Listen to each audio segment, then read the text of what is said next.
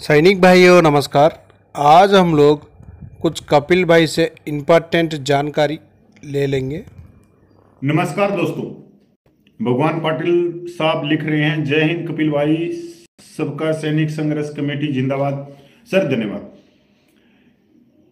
सैनिक भाइयों, मैं माफी चाहता हूं, थोड़ा सा लेट हो गया। पहले ही मैंने डाल दिया था पर फोन बहुत ज्यादा आ रहे हैं। मैं सबसे पहले तो जय महाराष्ट्र, जय मराठी मानुस और हमारे बौद्ध इस संघर्ष के साथी हैं बी जादव पुणे से और बिराजदार, दोनों बहुत ही सम्मानित सदस्य हैं और वो अचानक घर पे पूछ गए महाराष्ट्र पूना से यहां पे हरियाणा में।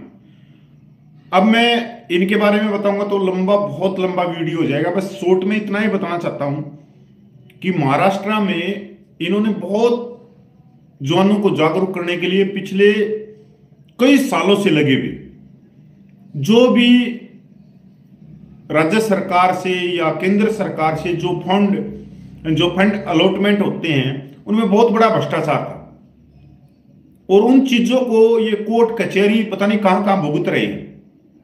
और उसके अंदर बहुत सारे जो अधिकारी थे उन्होंने जमानत लेनी पड़ी।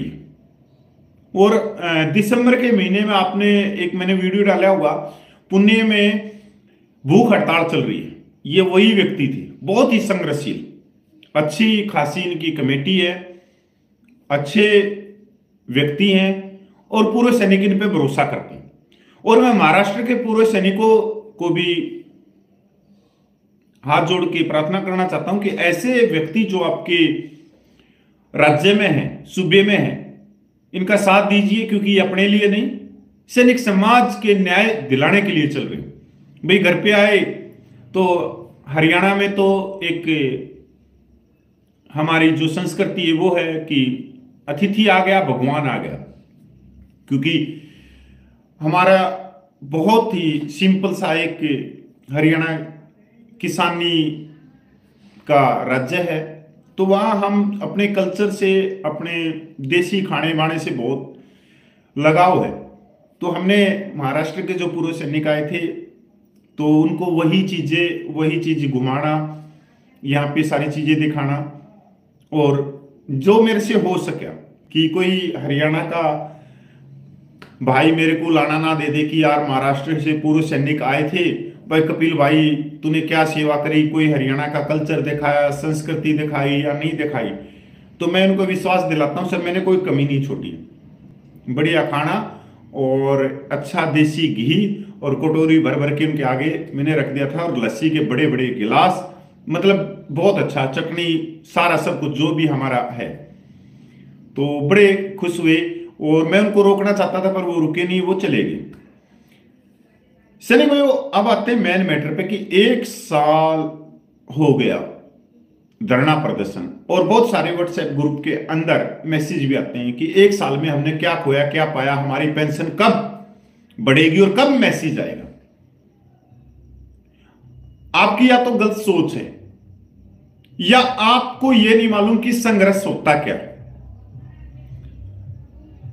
आप संसार के किसी भी संघर्ष जो न्याय के प्रति चला है, अगर आप ये सोचते हैं कि 1 या 2 दिन या 4 दिन या 1 साल के अंदर वो पूरे हो गए, तो मेरे भाई कभी पूरे नहीं हुए। आप अगर भारत देश की बात करते हो, मंगल पांडे 1857, महारानी लक्ष्मीबाई, महाराणा प्रताप सिंह, पृथ्वीराज सिंह चौहान, राजा सूरजमल, राजा महाराजा रणजीत सिंह, शिवाजी, शहीद आजम भगत सिंह, चंद्रशेखर आजाद, बिस्मिल्लाह, करतार सिंह सराफा, क्या एक दिन में इन्होंने आजाद करवा दिया था देश को? क्या न्याय ले लिया था इन्होंने? जबकि इनकी लात खींचने वाले या दूसरे पक्ष में जाके बैठने वाले और इनकी जो जानकारी है जब ये युद्ध लड़ने के लिए जाते या तो उनकी जानकारी पहुंचाने वाले दूसरे पक्ष को इनके साथ वाले ही थे। जब आप इतिहास को पढ़ोगे तो 1 साल से जो आंदोलन चला उसमें भी कुछ ऐसा ही हुआ। आप सच के मार्ग पे चल रहे हो तो सच के मार्ग पे हमेशा ऑब्स्टिकल आएंगे, बाधाएं आएंगी, आपको चोर बोला जाएगा, आपको विदेशी फंडिंग आ रही है, आपको खालिस्तानी बोला जाएगा, आपको अगर कांग्रेस की सरकार है तो बीजेपी के अंधभगत बोला जाएगा, अगर बीजेपी की सरकार है तो कांग्रेस के अंधभगत बोला जाएगा, अगर किसी तीसरे पक्ष की सरकार है तो आपको वो बोला जाएगा। एक तरफ तो आप न्याय के मार्ग पे चल रहे हो, दूसरी तरफ आपके पैर खींचने वाले कितने व्यक्ति हैं। यही संघर्ष है। संघर्ष ये नहीं है कि आप एक जगह पे बैठ गए, संघर्ष वो है जिन बाधाओं को आप पार करके जा रहे हो। आप हिल नहीं रहे, डुल नहीं रहे, ना बिक रहे, ना टूट रहे हैं, और आप मच्छी की आंख, जो न्याय है, जो समानता है, जो स्वाभिमान है, जो आत्मसम्मान है, उस लक्ष्य को लेके चल रहे हो। यह है संघर्ष। अब क्या खोया क्या पाया 1 साल में? कभी अपने बुजुर्गों से पूछना जो आपके घर के आसपास हो, गांव में हो, कहीं भी हो, कहीं क्लिनिक में मिल जाए, कैंटीन में मिल जाए, उनसे पूछना क्या हम 2022 में इतनी जागरूकता थी one rank one pension, military service pay, disability pension, premature retirement, ex group की विसंगतियां, जेसी रैंक की विसंगतियां, सैनिक विधवाओं की विसंगतियां, अनाप शनाप, कहीं अंग्रेजों के कानून हैं, बहुत सारी चीजें, कहीं भ्रष्टाचार है, कहीं डीजीआर के अंदर जो रोजगार का मुहैया करवाती है वो एक ही वर्ग को जाते हैं। क्या कभी आपने सोचा था कि गैस एजेंसियां एक वर्ग को ही मिलती हैं, सिक्योरिटी गार्ड के लाइसेंस सिर्फ एक वर्ग को मिलते हैं? क्या आपने सोचा था कभी? ये 1 साल में जो कुछ हुआ ये सबसे बड़ी बात है। अब आते हैं बात इस पे कि सरकार 1 साल में झुकी क्यों नहीं। तो भाई मैंने 20 फरवरी को जंतर मंतर से भी कह दिया था, पिछले वीडियो भी देखोगे आप, कि भाई जो 75 सालों में जो दीवार बनाई गई वो दीवार इतनी मजबूत है कि उसके अंदर रोड़ी, क्रेशर, ईंट, पत्थर, सीमेंट, वो कहते हैं ना 53 कैरेट की वो सीमेंट, इतने मोटे मोटे सरिये डाल के वो दीवार बना दी। दीवार के एक साइड में हम 97% पूर्व सैनिक, 35 लाख, 5 करोड़ वोट और 140 सांसद सीट को सीधा प्रोवाइड कर सकती है।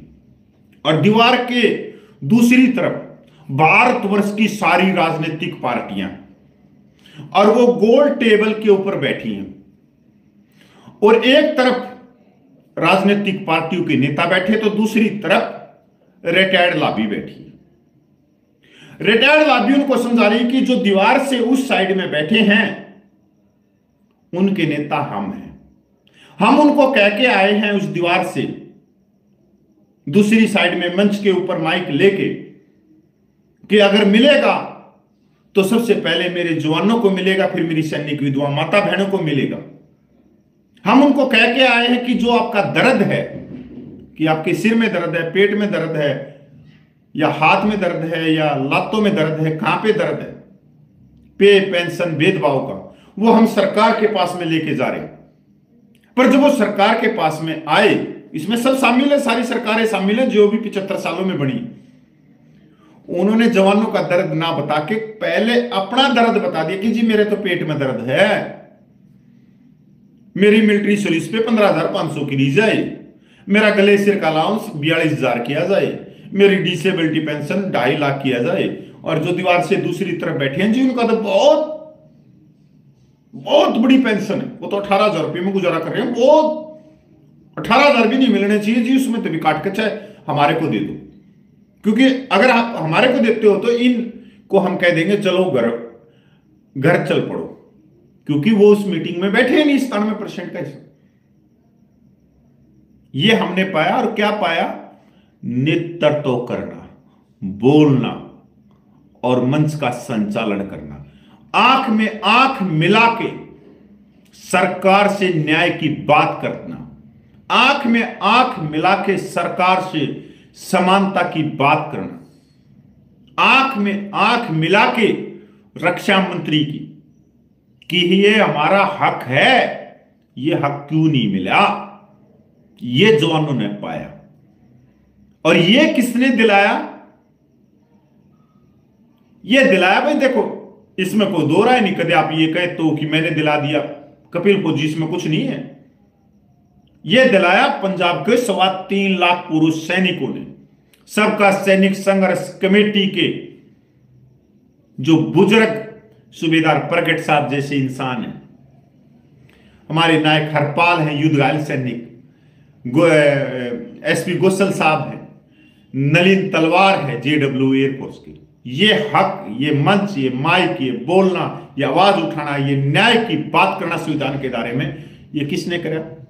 सबका सैनिक संघर्ष कमेटी। 1 साल आंदोलन करना कितनी बड़ी बात है कि अगर पंजाब के सैनिक 2 किलोमीटर, 4 किलोमीटर, 5 किलोमीटर छोड़ो बात, 1500 किलोमीटर से दूर से उठ के और दिल्ली आ रहे, तो यह बड़ी बात। हां, इस आंदोलन को तोड़ने के लिए कोई बोला अभी जयपुर में रैली कर लेते हैं, कोई बोला लखनऊ में कर लेते हैं, कोई रेवाड़ी में कर लेता है, कोई पंजाब के अंदर बोलता है कि दिल्ली जाने की क्या जरूरत है, कि यहीं पे अपने विरोध प्रदर्शन शुरू कर देते हैं। भाई आपकी मांगे दिल्ली से जुड़ी हुई है तो दिल्ली आना पड़ेगा। ये हमने पाया। ये बातें मेन बात पे 14 सालों में बहुत सारे संघर्ष किए सबका सैनिक संघर्ष कमेटी ने, जंतर मंतर पे अनगिनत आंदोलन है उसके। 14 साल में आप ये गूगल कर लेना, रेल रोको, टंकियों पे चढ़ जाना, कीटनाशक दवाई इंडिया गेट पे पी लेना, 14 मीटिंगे रक्षा मंत्रियों के साथ में, 57% लोकसभा राज्यसभा में उठवाना, और आज तक का इतिहास है संसद के अंदर चाहे देश भर में हजारों कमेटियां हो, चाहे ऑफिसर हेड संस्था हो, पर उसके अंदर संसद के अंदर रक्षा मंत्री ने सांसद का जवाब देते हुए यह कहा कि सबका कमेटी की तरफ से ये मांगे की जा रही है। क्या मांगे की जा रही हैं? जवानों की जायज मांगे। ये मांगे नहीं की गई सबका कमेटी की तरफ से मेरे को राज्यपाल बना दो, मेरे को दूतावास का एम्बेसडर बना दो, मेरे को सांसद बना दो, मेरे को फलाने मुख्यमंत्री का ओएसडी बना दो, चेयरमैन बना दो, यूनिवर्सिटी के अंदर चांसलर बना दो, पता नहीं क्या फलाना धक्कड़ ना, उन्होंने कभी ये मांग करी नहीं। उसके बाद में बहुत सारे जवाब, जब भी सबका कमेटी जंतर मंतर पे या कहीं भी आंदोलन करती तो बहुत सारे उत्तर प्रदेश से, राजस्थान से, हरियाणा से मैसेज आते कि यार हमारे सैनिक क्यों नहीं शामिल हो रहे इस आंदोलन में, कि जो एक्टिव थे उस समय, जो जानते थे, मेरे पास फोन आते कि कपिल भाई सबका कमेटी राजस्थान में क्यों नहीं है, उत्तर प्रदेश में क्यों नहीं है, गुजरात में क्यों नहीं है, महाराष्ट्र में क्यों नहीं है, तमिलनाडु में क्यों नहीं है। मां सर ये तो जागरूकता की बात है, जो जागरूक हो गया वो कमेटी बनाओ और इनका साथ दो। पर आज के दिन आप यकीन नहीं मानोगे कि राजस्थान से हमारे साथ में सीकर की एक टीम थी, अपने 2, 4, 5, 7 भाई थे वे, और उसमें भाई मेरा साथी है भर्तीवाड़ है दुष्यंत कमांडो, वो हमेशा से आता था जंतर मंतर। और झुंझुनू और सीकर ये 2 डिस्ट्रिक्ट ऐसी हैं जो सैनिकों की नर्सरी कही जाती है राजस्थान में। सैनिकों की नर्सरी, 67,000 सैनिक रिटायरमेंट, 35,000 से ज्यादा पूर्व वो सैनिक विधवा माता बहनें सिर्फ झुंझुनू जिले में। पर वहां क्या चल रहा था? अगर 1 साल पहले जाएं तो दरी कुर्सी, दरी कुर्सी, दरी कुर्सी, दरी कुर्सी। कभी सपने में भी नहीं सोचा था उन्होंने। दरी कुर्सी के अलावा वहां कुछ चल ही नहीं रहा था, जहां पर लाखों सैनिकों की वोटिंग, लाखों सैनिकों और उनकी वोट किसी को भी सांसद बना सकती है। 1 साल में क्या हुआ? वहां पे सब कुछ बदली हो गया। अब जवान अपनी मांगों के लिए सरकार से मिल रहे हैं, जो राजस्थान गवर्नमेंट है या कुछ भी है। राजस्थान से पहले जब भी सबका कमेटी का आंदोलन होता था 14 सालों में, 2-4 ये सिक्कर के भाई आते थे, और आज हजारों की तादाद में पूछने लगी। आज अपनी मांगों को वो उठाना सीख गए, क्लिनिक में बोलना सीख गए, सीएसडी में बोलना सीख गए, पता नहीं कहां कहां बोलना सीख गए। और कोई आता है ना रिटायर्ड किसी पार्टी, मान ले कोई कांग्रेस, कोई बीजेपी सैनिक प्रकोष्ठ का अध्यक्ष, पूर्व अधिकारी या लीग का कोई अधिकारी, उसको ये बोलते नीचे बैठ जा, ज्यादा ज्ञान देने की जरूरत नहीं, नीचे बैठ। हमारे को ज्ञान है कि हमारे साथ में क्या है और क्या हमारी मांगे और क्या गलत हुआ, ये पा लिया। मैं नाम भूल गया यार, झुंझुनू तहसील का अपने सूबेदार साहब हैं, बहुत जबरदस्त। खेतड़ी सॉरी मानता हूं मैं, मेरे हिसाब से खेतड़ी होगा, नहीं तो दूसरा होगा। वहां पर पूर्व सैनिकों ने विश्राम गृह के लिए जमीन अलॉटमेंट करवा ली कि आज से पहले हमारे इस तहसील में कोई कमेटी नहीं थी, और 1 साल के आंदोलन में हमने कमेटी बनाई, और वो आज भी जंतर मंतर के धरने के साथ में ये पाया हमने। हरियाणा की बात करें, ठीक है, मैं 9 साल से चल रहा था, झज्जर झुंझुनू के बाद में दूसरा सैनिकों का गढ़ है, रोहतक, सोनीपत, जितना हम जागरूक कर सके, पर पूरे हरियाणा को तो नहीं कर सके। आज पूरे हरियाणा में जागरूकता है, पूरे हरियाणा कि माइक और मंच तो देंगे ही नहीं, ये पाया हमने सब कुछ। और डटे रहे ना, डटे रहे, आपकी पेंशन भी बढ़ेगी और मैसेज भी आएगा एक दिन। बस सिर्फ डटे रहना। और डटे कैसे रहना है? थोड़ा सा कानों में उंगली घुमा लो। डटे इसलिए रहना है आप लोगों को कि नेतृत्व तो आप करो। कोई भी हमारी वोटों का ठेकेदार नहीं बन पाए, क्योंकि इलेक्शन का त्योहार आ रहा है और सब सक्रिय हो चुके हैं। राजस्थान में भी, हरियाणा में भी, पंजाब में भी, हिमाचल में भी, उत्तराखंड में भी, गुजरात में भी, असम में भी, तमिलनाडु में भी, केरला में भी, सब रिटायर्ड लॉबी एक्टिव हो चुकी है। कोई पूर्व सैनिकों की भीड़ इकट्ठी करके कांग्रेस को दिखा रहा है, कोई पूर्व सैनिकों की भीड़ इकट्ठी करके बीजेपी को दिखा रहा है, कोई आम आदमी पार्टी को दिखा रहा है, कोई तमिलनाडु वाली पार्टी को दिखा रहा है, कोई कहीं दिखा रहा है। मतलब अनगिनत पार्टियां हैं, सब आप भली बात ही जानते हो, आपको खबरें मिलती रहती हैं अपने अपने स्टेट की। भाई वो भीड़ तो दिखा रहे हैं। क्या वो अपने नेताओं को ये बात कह रहे हैं कि कोशेरी कमेटी की रिपोर्ट लागू होनी चाहिए? सैनिक विधवाएं 12,500 रुपये में गुजारा कर रही हैं।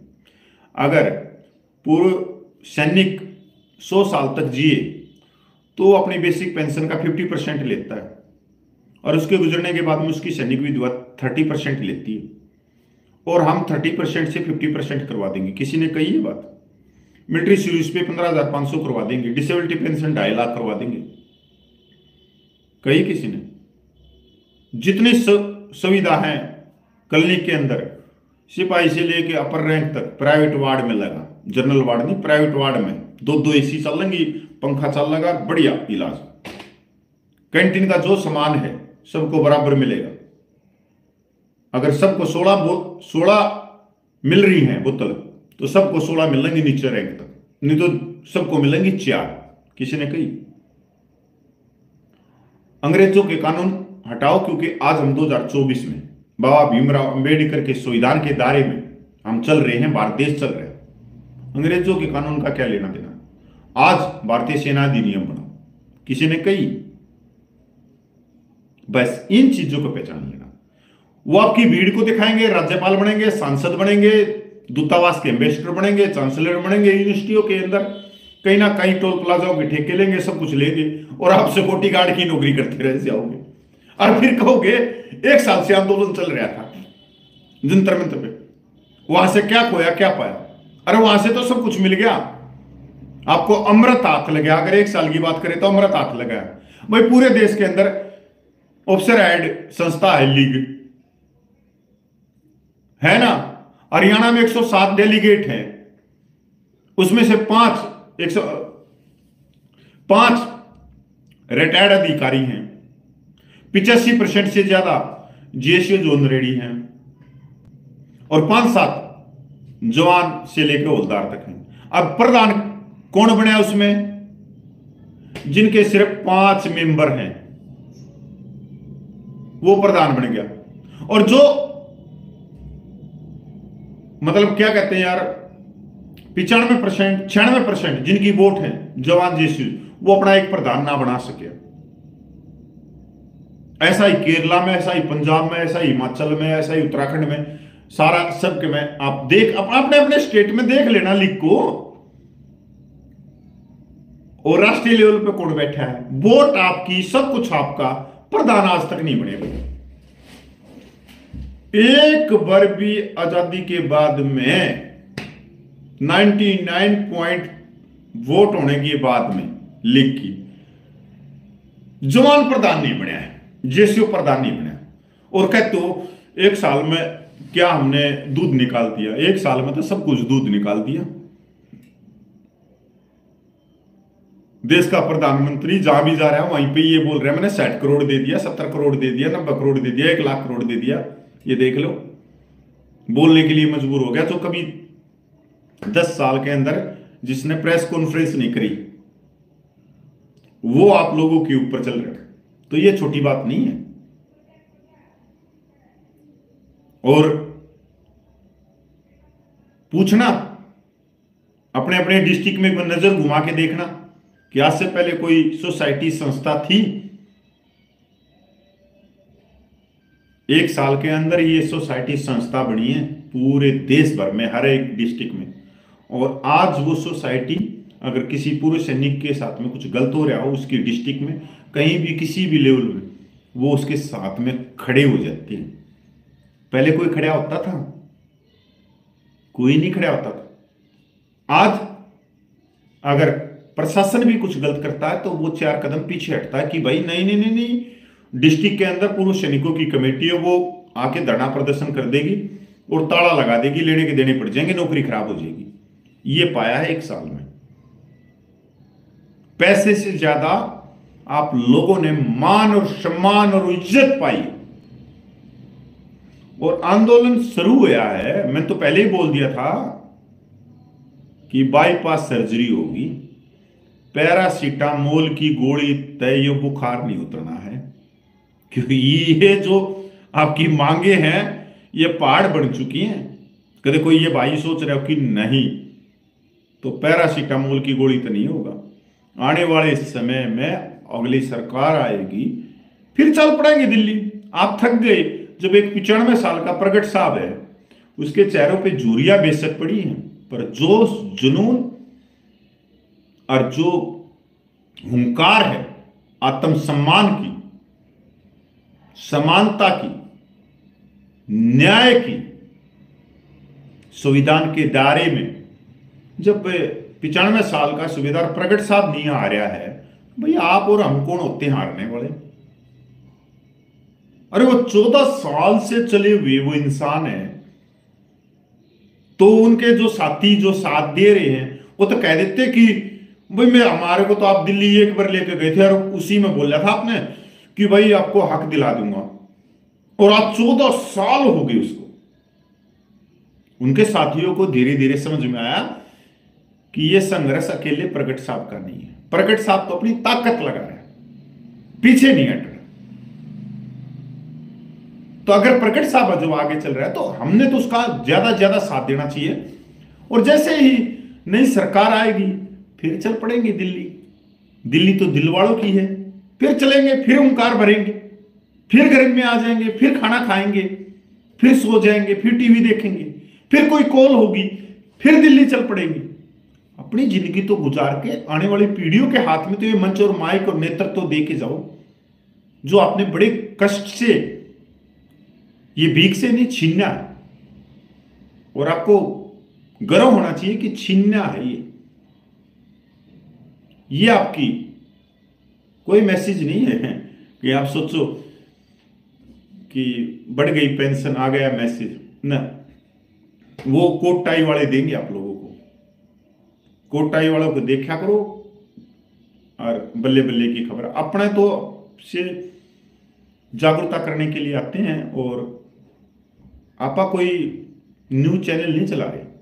आपा एक आप लोगों के आशीर्वाद से छोटे से इस आंदोलन के नेता हैं। और नेता कभी भी 2-3 मिनट में बात नहीं रखेगा, क्योंकि यहां तक भी जानी चाहिए। जब अगर हम बात रख रहे हैं तो यहां तक भी जानी चाहिए, छूनी चाहिए इसको कि आत्म सम्मान और समानता क्या है, यहां तक छूनी चाहिए। तो 2 मिनट में तो मतलब ही नहीं है, क्योंकि हम कोई डीए 50% बढ़ गया, 5% या 10%, ये लहसुन प्याज में हमारे से बस की नहीं है भाई।